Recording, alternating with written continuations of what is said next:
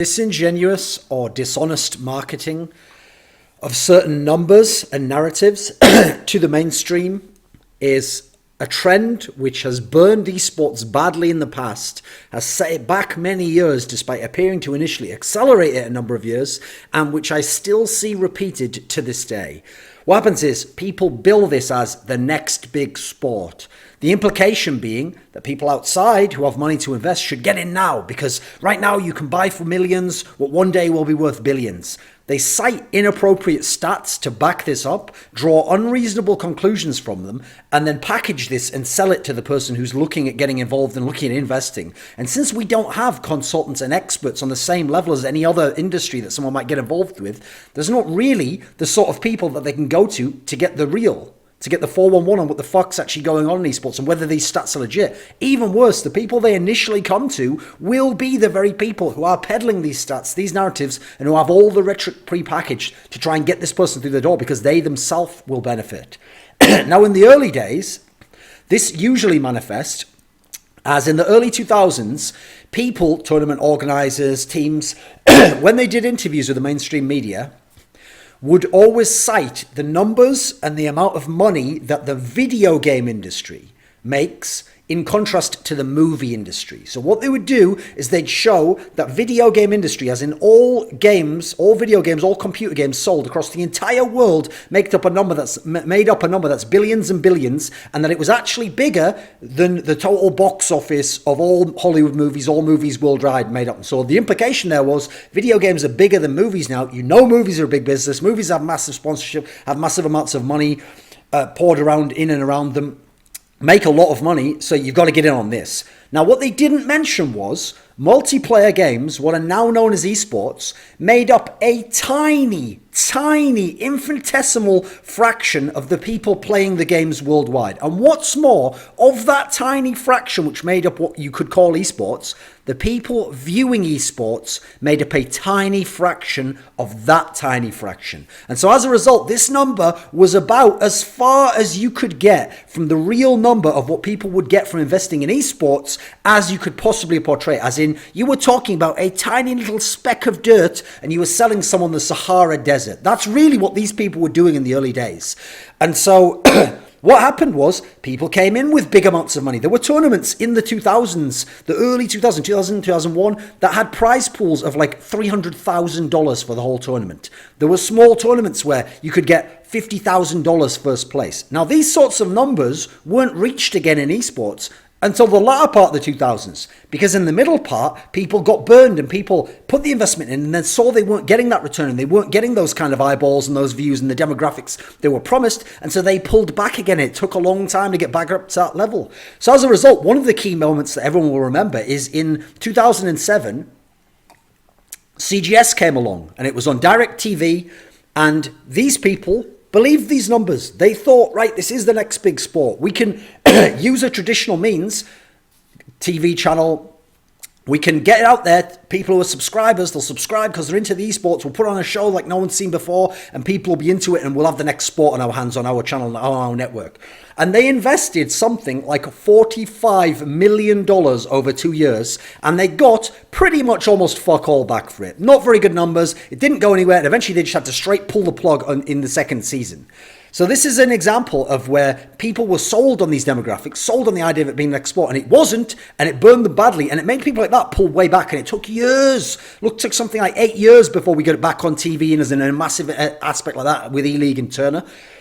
So nowadays, you might think to yourself, well, not a lot of that's going on anymore. Sure, usually it's not as extreme as that anymore. But today I saw a tweet which highlights the way this trend does still exist. So the tweet was from someone called Darren Rovell, and he is an ESPN sports business reporter, and he has 1.58 million Twitter followers. So he has a wide reach and can get tens of millions, maybe even hundreds of millions tweet impressions on things that he puts out there. And people who follow the sports business are following him and trying to see what news he's coming up with. And he often now, because ESPN has an esports division, does reporting on esports and tries to bill it this way to sell the idea to the mainstream and to the business world of like esports is legit, get involved. So his tweet today said, why should marketers not ignore esports?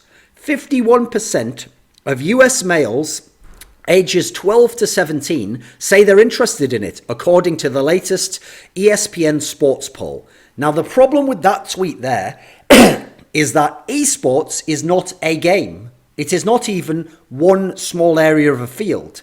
Esports is all electronic sports. So esports covers many different games. It covers League of Legends, CSGO, Dota 2, Call of Duty, Overwatch, StarCraft 2, Heroes of the Storm, Hearthstone. You can see the list goes on and on. So actually, the problem here is it's incredibly wide, and you're talking about people who like all of it.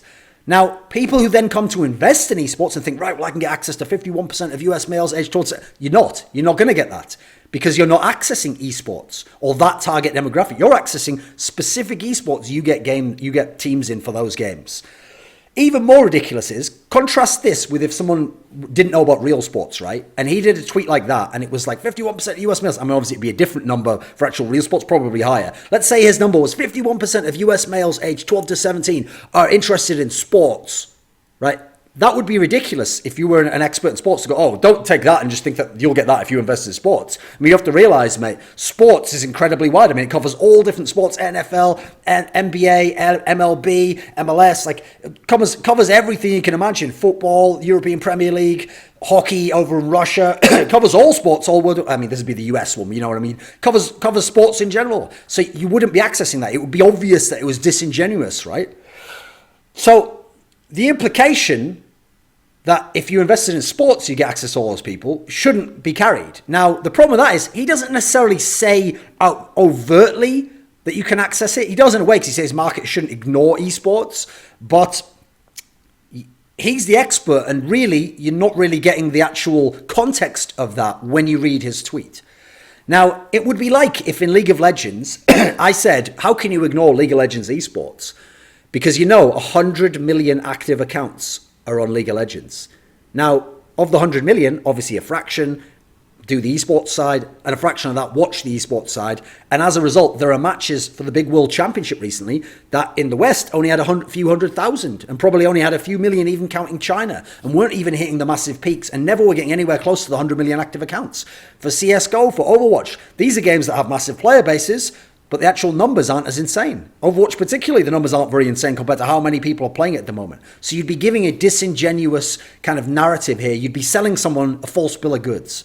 Now, the problem with this behavior is that it doesn't put esports in a better place by honest means. What it does is it might accelerate esports for a few people who sell someone on that and get an investment early on. But it actually will even catch up on those people somewhere down the line.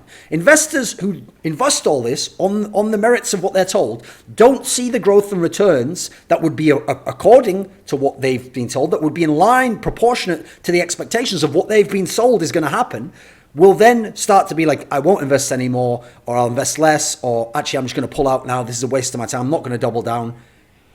The problem is the numbers aren't there to this extent. That's why people have to push this false narrative. That's why they feel that way anyway. And they think they have to hype up false narratives. Well, when people blow money and pull back, we've seen in esports history how that massively damages the ecosystem.